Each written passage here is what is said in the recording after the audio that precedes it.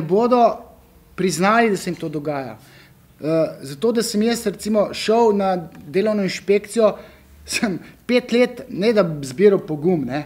Jaz sem v bistvu bil v protinapadu, zato sem šel, ne, jaz sem nazaj vsekel, zato sem šel, ne vem, na inšpekcijo pa klical, ne vem, na Republiko pa te zadeve. Ampak moški načeloma ne pove, kadar mu nekdo, bi rekel, ga šrofa, ne. In zdaj tukaj je ta fenomen kastracije, moški, kadar je napadan, pa javka, pa joka, pa stoka, to na njegovi simbolni ravni, ne, zdaj, če približno veste, kaj to pomeni, na simbolni, nezavedni ravni pomeni, da mu nekdo ga reže, ne, da je brez organa. Nezavedno. In zato moški ne bo rekel, z mano pa nečedno delajo, nad mano se pa izživljajo, ampak zobe stisne. Ženska pa tam je mobbingirana, pa takoj solzo potoči, ne, in vsi sočustvujejo, ne. Tako, mobbinga z žensko je kar precej, ampak mobbinga, kjer bi pa moški napadal žensko, tega je pa manj, ne. S tem, da spolno nadlegovanje ne sodi v kategorijo mobbinga. To ne. To je čisto nekaj drugega. Lahko pa moški, ki je bil zavrnjen, potem pa revanšistično tam se znaša nad žensko, ampak načeloma pa moški niso tako pogosti napadalci v odnosu do žrtve ženske. Se pa ženske med sabo precej.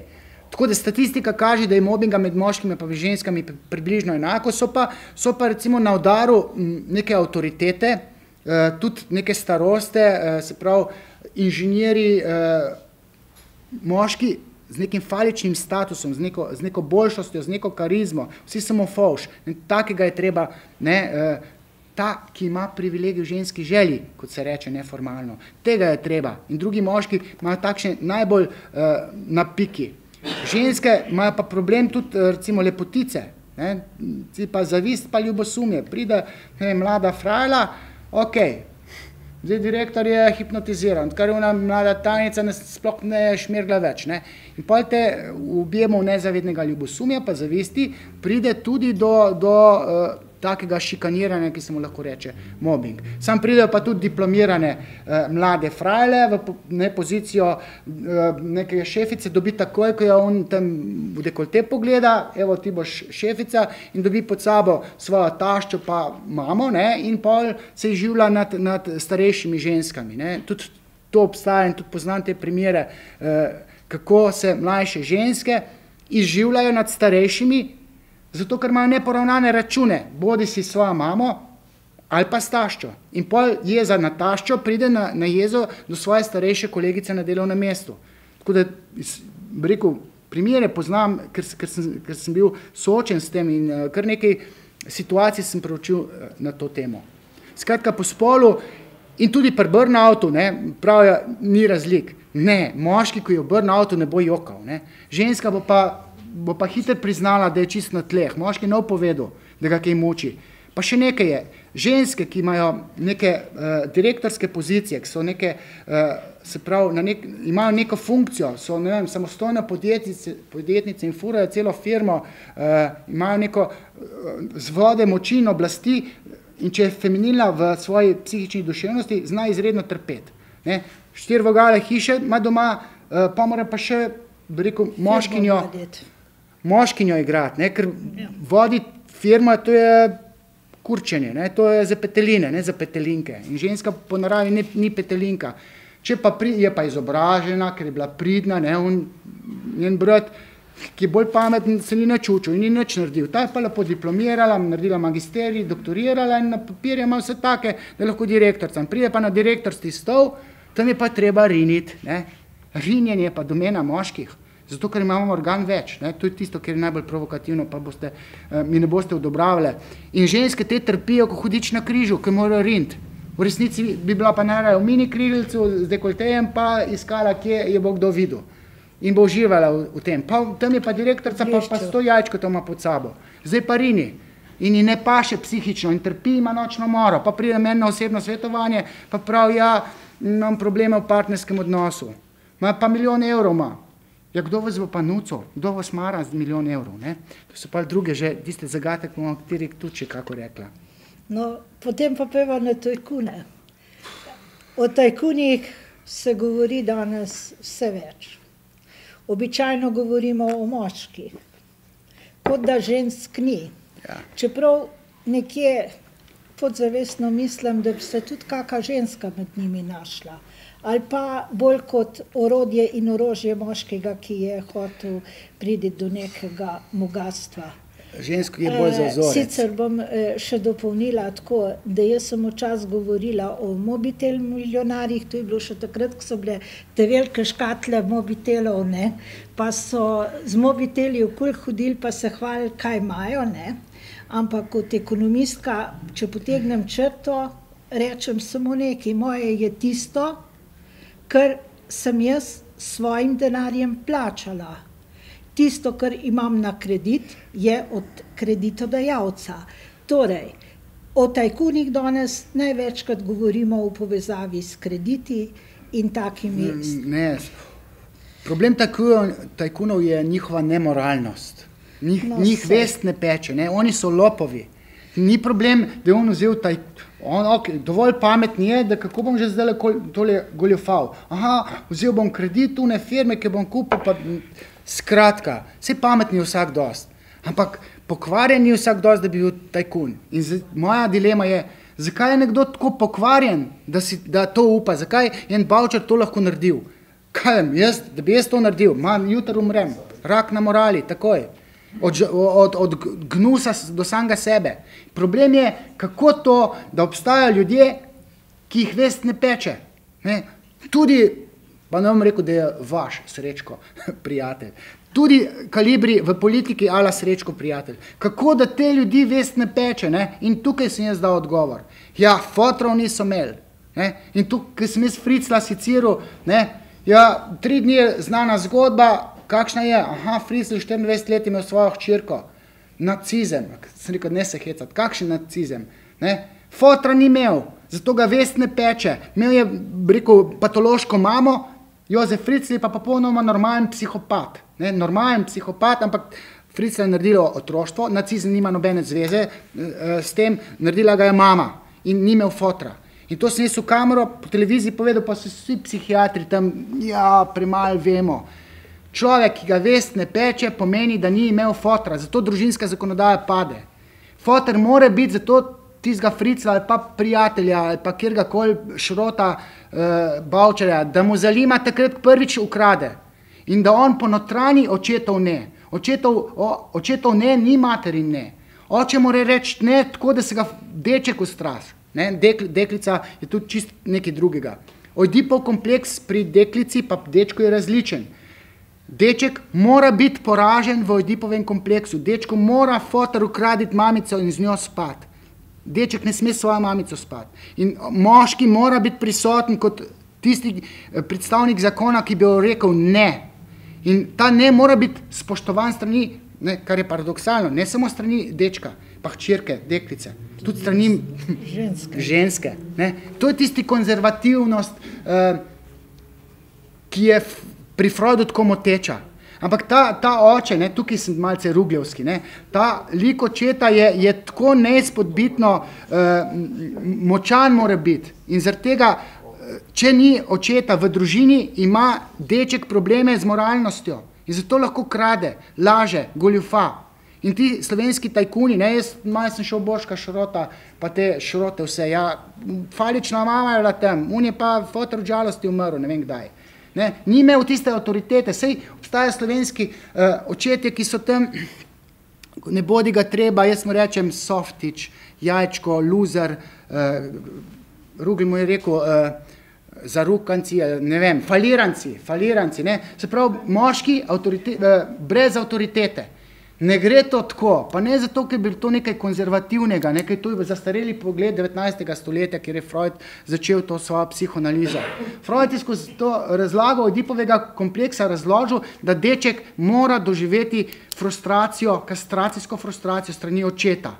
Tam foter mora, sine, mali Hans je bil recimo 5-letni pacient, tam je tvoja postelja, jaz z mamico spim. Ne? In ta deček mora vedeti, da sluti, pa enkrat celo zve, da očka z mamico nekaj počne. Ne? In ta lulček igra neko pomembno vlogo, zato ne more 2 lezbike imeti dečka vzgajati, ker bo tajkun ratu, ker ga vest ne bo pekla.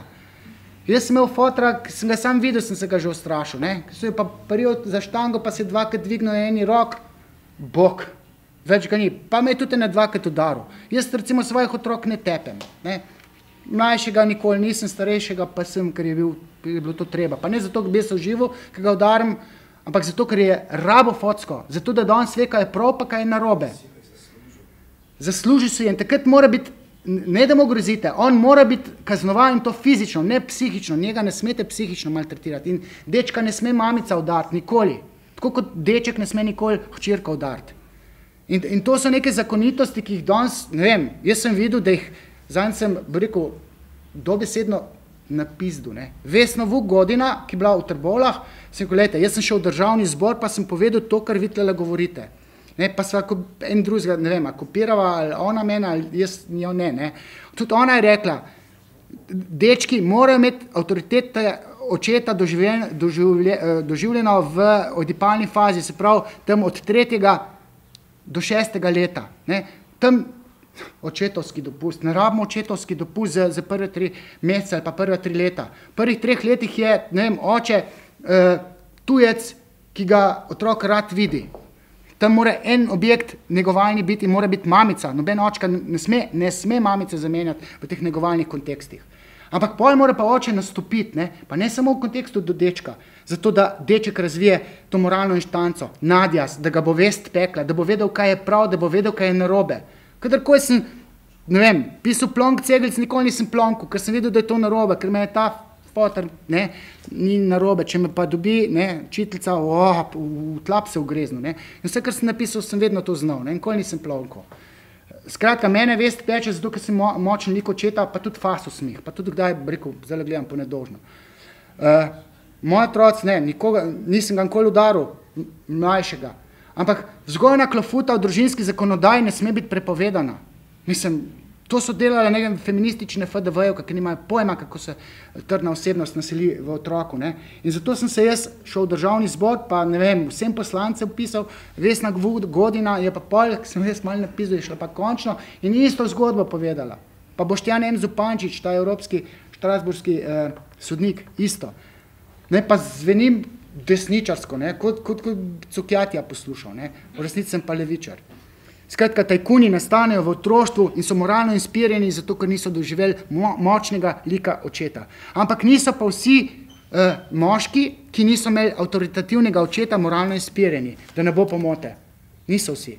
No, pri klofutah bi jaz dodala misel mojega starega očeta, ki je bil trden kmet, pa je imel 11 otrok.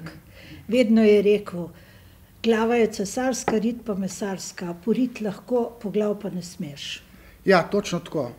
Sam fizična kazen mora biti zato, da otrok ponotranji ne, zakon, to ne smeš. In pa, ko pride do skušnjave, 5 milijonov ali v tistem momentu, da ve, kdaj je narobe, ne, pa lahko ukradem 5 milijonov ali ne, se ima noben ne vidi. Ne zato, ker te noben ne vidi, zato, ker veš, da to se ne sme delati, zato tega ne narediš. To ne znajo, recimo, mnogi Slovenci ni tega narediti. In slovenska falična mati, ne, pa cankarjanska mati je tukaj problematična. Saj ni problem, da je oče odsoten. Oče nima nobenega faličnega statusa, ona teta Pehta je glavna, ne. Un bedanc je pa izgnan, una 2 kekca pa ne vete, kaj naj bi postala. In te mojice pa ne vejo, kaj naj bi zbrale, se ne vejo, koga naj ljubijo. In pol, ne vem, imajo 20 let starejše moške ali pa, ne vem, 10 let mlajše, zato da jih ubogajo. Ne? V svoji generaciji pa, ne vem, so pa zbegane. Hčerke ne znajo najditi se teh pravih moških, v bistvu niti ni več. Ne? In problem s pravimi moškimi imate ženske, ne, nažalost. Ampak medvar pravzaprav nisva veliko slišala, mi nismo veliko slišali o tajkunih, ker jaz sem si tlele napisala eno pripombo kot bivša bančnica. Sama se spomnim recimo negativnih predlogov za dajanje kreditov. Eden izmed njih, mislim, da zdaj že lahko povem, po 25 letih je bil tudi Genshipping, to je splošna plovba, ko je kolega napisal negativni predlog za neke kredite, ki so potem šli tudi v sanacijo bank. In jaz sem tlele si zapisala, kako jim uspe pravzaprav pridobiti sredstva, čeprav je po zdravi kmečki logiki že vnaprej lahko ocenjeno, da jih ne bo moč vrniti. Prvič, sami morajo preračunati to, ker če vzameš kredit, moraš vedeti, kako boš jutri vračal.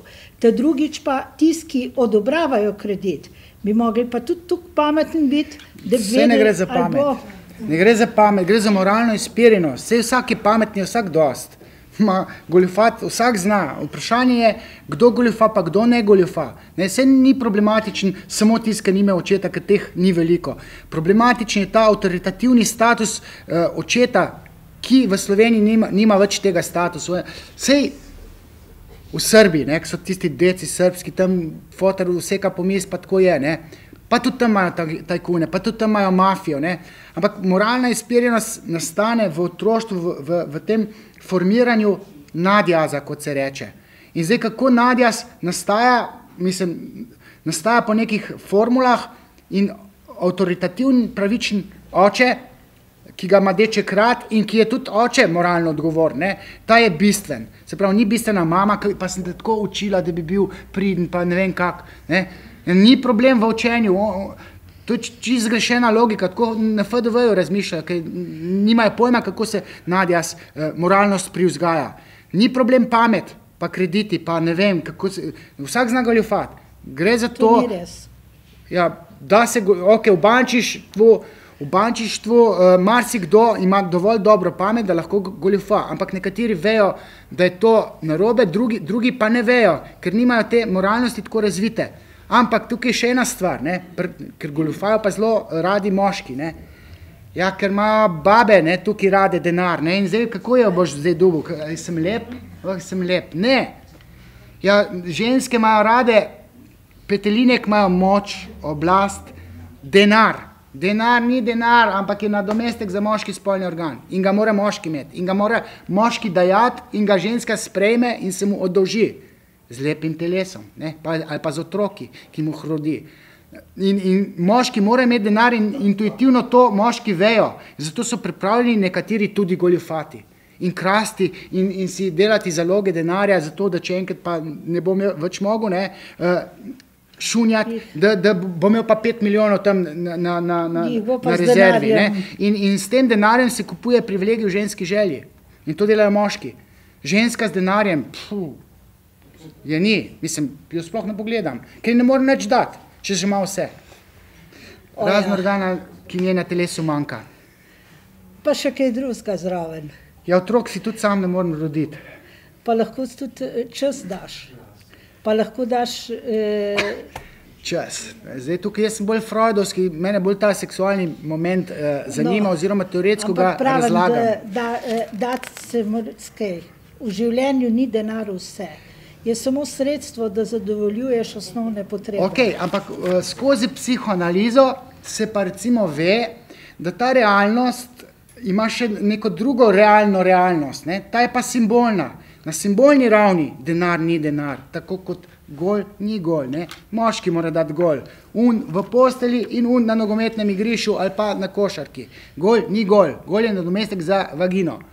Zato smo si moški želeli gol v vseh kulturah, na vseh kontinentih, v vseh zgodovinskih obdobjih. Moški, ki tam videl odsekano glavo in pa so takoj luknjo naredili, pa so tja noter tisto glavo, ki se je kotalila. Gol je nadomestek za ženske genitalije. Tudi denar ni denar, ampak je nadomestek za moški spolni organ, tako kot avto ali pa telesne mišice. V življenju je najvažnejše seme, pa kjerkoli oblike. In ga moški daje ženski. Ženska se mu pa oddolži, ženska trguje svojim telesom, tako kot moški tudi trguje svojim telesom, ampak samo z enim organom, ki ženski na telesu manjka. Ženska mu pa daje nazaj celo telo, ne recimo mednožje, ampak celo telo in mora trgovati z nemočnostjo. Ženske morate biti nemočne zato, da lahko trgujete in dobite tisto, kar je vaša, bodi si zavestna, bolj pa, nezavedna želja, ki, je moški ali pa tisti privesek, ki ga